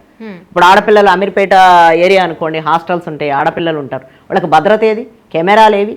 దాన్ని ఏమన్నా మీరేమన్నా రివ్యూలు పెట్టి ఏమన్నా చేశారా, ఏమన్నా పునరుద్ధరించారా అని నేను అడుగుతున్నా. అది ఎక్కడా కూడా ఏమీ జరగలేదు. సో రాబో కాలంలో మీరు మళ్ళీ కార్పొరేటర్గా పోటీ చేస్తా అంటున్నారు కాబట్టి మీరు ఎలాంటి చర్యలు తీసుకొస్తారు మహిళల భద్రత కోసం? ఖచ్చితంగా ఇప్పటిదాకా మేము ఏం చేశామో వాటిని మళ్ళీ కంటిన్యూ చేస్తానమ్మా. నేను కొనసాగింపుగా నాకే టికెట్ ఇవ్వాలని ఎందుకు అడుగుతున్నానంటే, నేను ఏదైతే అభివృద్ధి పనులు కొనసాగించుకుంటూ పోయానో దానికి కొనసాగింపుగానే ఇంకా చేస్తా. నేను అవి ఏవైనా ఆగిపోయిన పనులు ఉంటే పూర్తి చేస్తాను, ప్రజలకు అదే చేరువలో ఉంటాను, మళ్ళీ ఇంకేమన్నా పథకాలు వస్తే తీసుకొచ్చే ఆలోచనలో ఉంటాను. కాబట్టి నేనే మళ్ళీ నా కార్పొరేటర్గా రావాలని కోరుకుంటున్నాను. ఓకే, యువత గురించి అంటే స్కిల్ డెవలప్మెంట్ ప్రోగ్రామ్స్ ఏమన్నా మళ్ళీ ఇంకా పెట్టే అవకాశాలు ఉండవు? ఇంతకుముందు కూడా ఇప్పటి వరకు కూడా ఎక్కడన్నా యువత ఖాళీగా ఉంటే వాళ్ళకి మాక్ ఇంటర్వ్యూలు పెట్టించేవాళ్ళం మేము. ఒక రూమ్లోకి ఒక కంపెనీని పిలిపించి అక్కడికి ఈ పిల్లలందరినీ పిలిపించి వాకిన్ ఇంటర్వ్యూలు పెట్టించి వాళ్ళకి సెలక్షన్స్ వచ్చేలాగా చూసేవాళ్ళం. పైగా మా డివిజన్లోనే ఎక్కువ training courses, training classes, training institutes చాలా ఎక్కువ ఉన్నాయి అమీర్పేటలో. ఆ వాటిల్లో కూడా మేము వాళ్ళని సమన్వయం చేసుకొని వాళ్ళకు కూడా ఏమన్నా ఉద్యోగాలు అవసరమా, వాళ్ళకు కూడా కంపెనీలు అటాచ్మెంట్స్ ఉంటే కనుక మా తరఫు నుంచి కూడా మా యువతకి ఎక్కడెక్కడైతే ఖాళీలు ఉన్నాయో ఎక్కడెక్కడ వాళ్ళని కూడా ఫుల్ఫిల్ చేసేలాగా మేము చేసేవాళ్ళం ఇంతకు ముందు వరకు కూడా. ఇప్పుడు కూడా మేము ఖచ్చితంగా యువతకు చూస్తాము, మహిళలకు చూస్తాము, అమ్మాయిలకి ఈ భద్రతా చర్యలు తీసుకుంటాము. ఖచ్చితంగా మేము ఇవన్నీ కూడా చేసి చూపిస్తాం. ఓకే, సో అప్పుడు 150 డివిజన్స్ ఉండే, ఇప్పుడు 300 డివిజన్స్ అయినాయి. సో మీకు ఇట్లా ఎక్కువ అంటే 300 డివిజన్స్ మళ్ళీ పెంచడం మీకు ఎట్లా అనిపిస్తుంది? అండ్ ఇప్పుడు మీరు మళ్ళీ కార్పొరేటర్గా పోటీ చేస్తున్నారు కాబట్టి మీ ప్రత్యర్థి ఇక్కడ కాంగ్రెస్ అనుకుంటున్నారా, బీజేపీ అనుకుంటున్నారా? ప్రతి పోటీకి ప్రత్యర్థి ఉండడం కామన్. అసలు ప్రత్యర్థి లేకపోతే పోటీనే ఉండదు.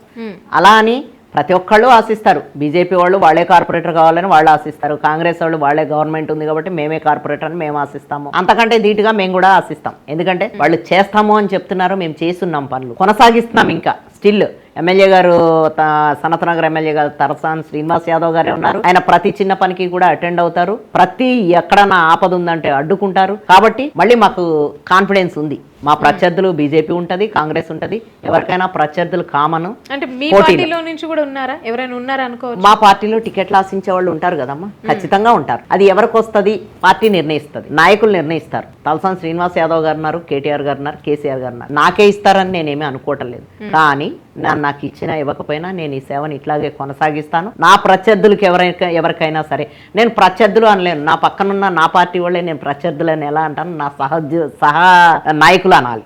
నేను ఎలా నాయకురాలనో నా సహనాయకులకు కూడా ఎవరికి ఇచ్చినా మేము పార్టీకి పనిచేస్తాం, పార్టీకే పనిచేస్తాం. మేము అన్యదా ఎవరికి ఏం పనిచేయము. పార్టీ బలోపేతానికి, పార్టీ జెండా ఎగరేయడానికి మేము అహర్నిశలు కృషి చేస్తానే ఉంటాం. ఒకవేళ ఇప్పుడు ఈ జిహెచ్ఎంసీలో మీకు కనుక బీఆర్ఎస్ నుండి టికెట్ రాకపోతే మీరు ఇంకేమన్నా వేరే పార్టీ సైడ్ వెళ్ళే అవకాశాలు ఉండవచ్చా? ఖచ్చితంగా ఉండవమ్మా. నేను పార్టీతో వచ్చిన నాయకురాలను కాదు.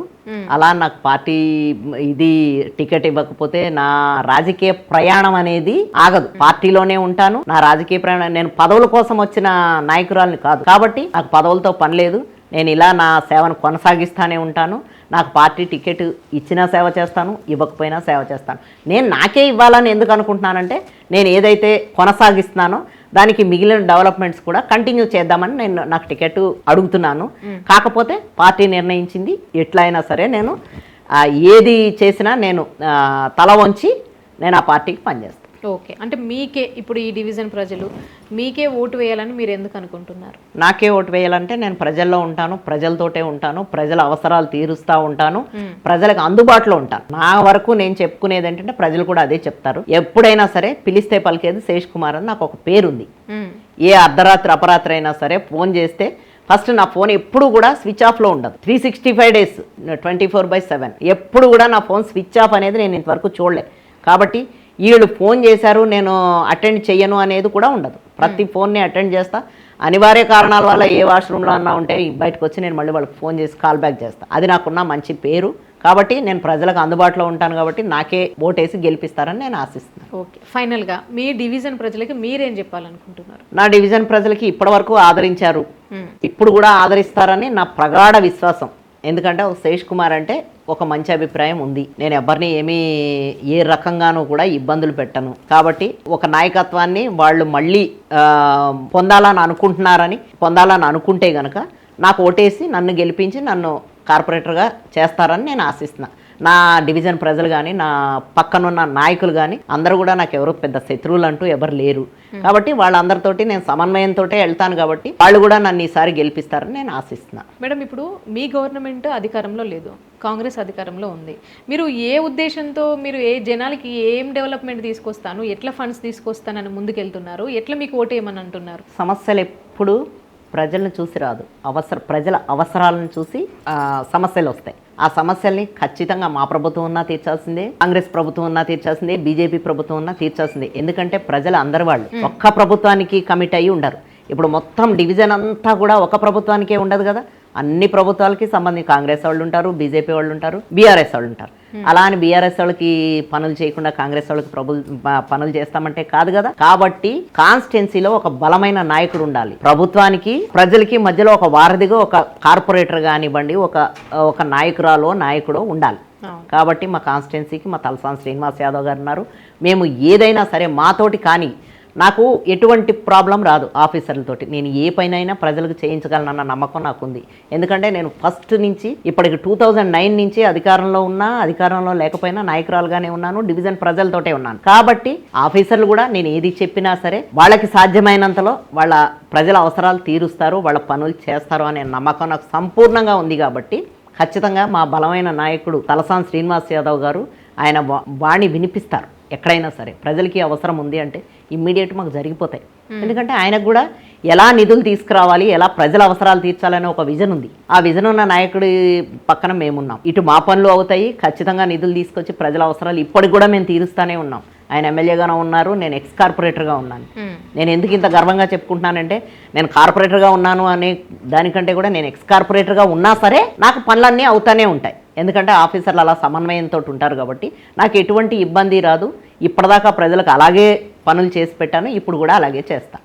ఓకే, నెక్స్ట్ మీ గవర్నమెంట్ వస్తుందని మీరు అనుకుంటున్నారా? ఖచ్చితంగా అనుకుంటున్నానండి. కేటీఆర్ గారు కూడా అదే చెప్తున్నారు. ఇప్పుడు మేము చేసిన పనులు మా దగ్గర మేము చూపెట్టడానికి కానీ ప్రజలందరిలోనూ ఉన్నాయి.